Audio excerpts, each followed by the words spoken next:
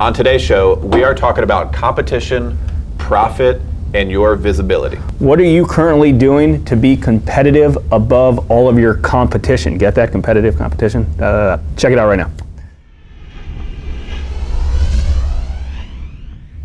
Hey guys, today we are discussing 5 tips to doing business in a competitive market.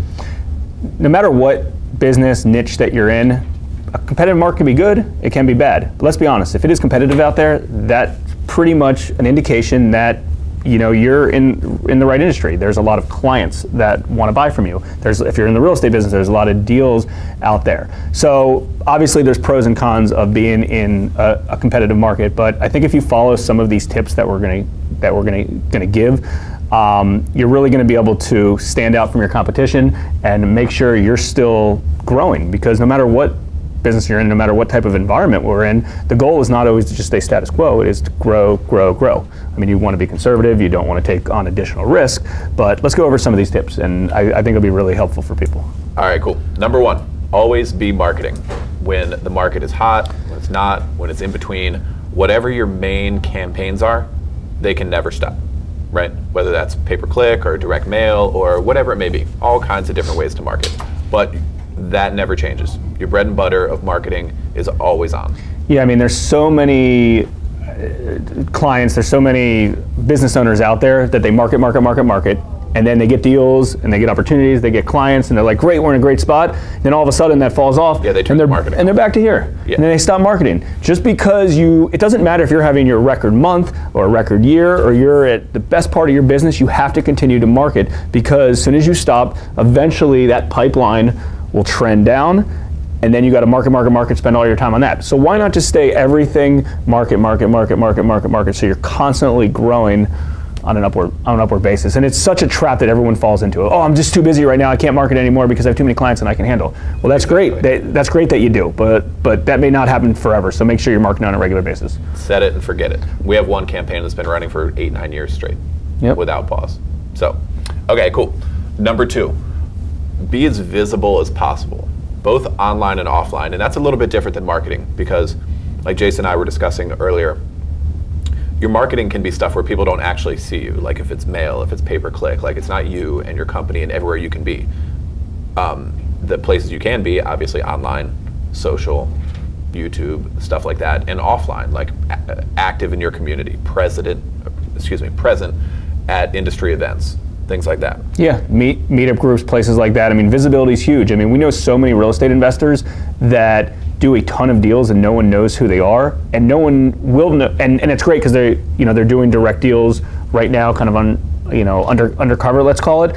But as soon as the market changes, and part of this conversation is because the market has changed and we're towards the top. Again, there's pros and cons of that, so I'm not saying that's a negative thing. But part of that is, soon as they have no visibility, so as soon as they're having a hard time finding deals, no one's just gonna pick up the phone and call them. They're nowhere to be found. They don't have a website. They don't have any online or offline presence. So I believe visibility is an important thing. I mean, if there's 10 people to choose from, if you're a service provider and there's 10 people in your community to choose from and no one can find you, guess what? No one will find you, and they're going to go with the person who's in front of everybody. No doubt about that. Okay, number 3, be proactive and be creative.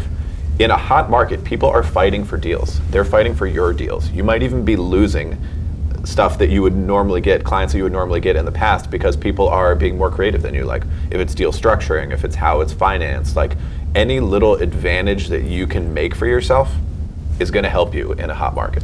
Yeah, I mean, part of this conversation goes back to a few people recently that says, hey, I don't know how to, in the real estate business, hey, I can't find any deals anymore, everything's dried up, it's competitive, and my response is, well, you can't just hope that deals are going to fall in your lap. I mean, if somebody calls, if you're lucky enough for someone to just randomly call you out of the phone book or wherever the case is, take that as a win. But that being said, that's not happening on a regular basis. You're the one that needs to be proactive over and over and over to help your business expand and to help to get clients knocking down your door. I mean, think about an offline business. You don't just open up a business and then all of a sudden you have people flocking in the door wanting to buy. If you're a real estate investor, you're a real estate agent, and you want sellers to work with you, they're not just going to all of a sudden like, hey, I created my business entity, and all of a sudden people are going to flock to you. You need to be doing the heavy lifting. And arguably, business is hard. It really is.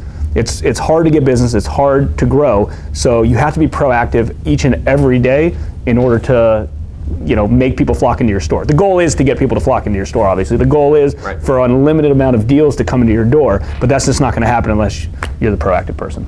Yeah, and a good way to be proactive and creative is to add on maybe another service, like an offshoot of your business. Like if you're a title company, maybe you can start doing, foreclosure settlements, for example. Yep. If you're an attorney and not a title company, you can add in whatever it may be, another line of business that maybe there's an underserved niche in the market that is not as competitive as your main thing, and you can have better spreads over there. Right? Yeah. And you can compete better because your margins are going to be good over here. Yeah, I mean, I think that kind of overlaps in our next tip, which is always be growing. I think it's important, no matter what, to make sure you're expanding, you're growing, you're creatively structuring things and thinking outside in order to have more of an extension. It could come to the point, we're in a really competitive market right now. And maybe you're like, hey, I was wholesaling properties, wholesaling. I was making great money. The numbers maybe aren't there anymore, so I'm going to continue to wholesale, but maybe now I'll flip, or maybe I'll buy some rentals. Now, this isn't a topic about sticking, getting away from your wheelhouse. We're not talking about that. Stick to your core competencies, but at the same time, be creative, and maybe there's additional opportunities out there by growing, maybe expanding into a different market. Maybe you're a business and you can pick up another different SKU item, or you can pick up another product inside your business. But again, things to think about. But growth is really important, and it doesn't matter if you're at the top and you're just you still have to think about growth, or if you're at the bottom, you still have to think about growth. It's just like marketing. It's got to be in the top of your head to do on a regular basis. Yeah, and that one ties really well into number 5, which is always keep your eye on the bottom line. So those can run kind of in conflict with one another. Always be growing, but always focus on the bottom line. You want to grow and you need to grow, because otherwise people are gaining on you. But at the same time, you're not trying to do deals for free. You're not trying to break even. And sometimes, that can, if you're trying to buy the market, if you're trying to spend more in order to have a higher top line, you can end up cutting out your bottom line, your profit margin. So you have to keep an eye on both, a real close eye. Yeah, I mean, if you're doing business just to do business, which is another way to stay this, you're in trouble, especially in a market like this. Because what happens is follow me with this story real quick. All of a sudden, you're buying a property at $130,000. Your wholesaler, you can buy it at, you could sell it at $140,000, or you have been selling them at $140,000, and all of a sudden, you can't buy it at $130 anymore. You can buy it at $138, and you say, okay, well, I might as well buy it at $130. I can make $2,000, maybe. Your margins are slim. It's the same thing that goes back to us in our lending company, related to with a lot of competition in the space. All of a sudden, people are lending at higher LTVs. They're giving away cheaper money to undercut the market. It just doesn't work. That doesn't meet the model. So we don't support that. It doesn't matter where you are in the cycle. If there's a lot of competition, if there's not a competition, you have to stick to it. And there's a lot of naysayers out there, and if you are, feel free to comment below, and we can kind of have a good conversation related about this, of saying, well, I was doing 10 deals, I need 10 deals a month in order to stay in play. Now I'm only doing 1, and if I cut my margins a little bit, I can do more. But that being said, just because you cut your margins to do cheaper deals doesn't mean like that's going, your bottom line profits, your net profits are still going to be positive. I mean, you got to think about your net bottom line money in your pocket. So no one wants to just do more work to do more work. I hope that's not you. Maybe it is, but a lot of people don't want to do a lot more, spend a lot more time on stuff. But it's a trap that you'll fall into. Do not take on a deal just because you don't have any deals in your pipeline right now. The workaround on that is go be proactive, get off your ass, and do stuff in order to get that deal that you need at the numbers that you want. Yeah, and another kind of spin on that reminds me of a conversation I had with a guy I used to learn martial arts from.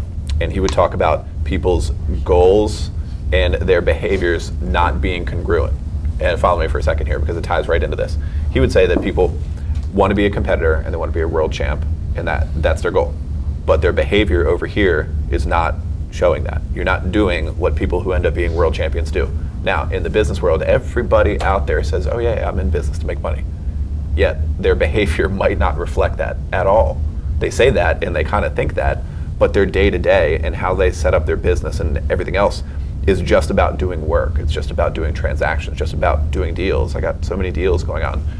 So they say they're about the bottom line, but then their actions don't show it at all. So don't fall into that trap. Yeah, one last thing. That's not good for anyone. One last thing to leave you with. Let's say you're in a market right now and you have tons and tons of business. Maybe you're heavy on the transactional workload in order to cater to that business, but maybe it's really competitive right now. You don't have as much business. Well, guess what? This is the time to be proactive and grow and set up marketing campaigns, set up new systems, do whatever you got to do. If you're not overloaded with the transactional work, and you have some downtime because you're not doing as much deals as you did now, well, this is the time to take advantage of the free time right now and grow, ramp up, do your thing.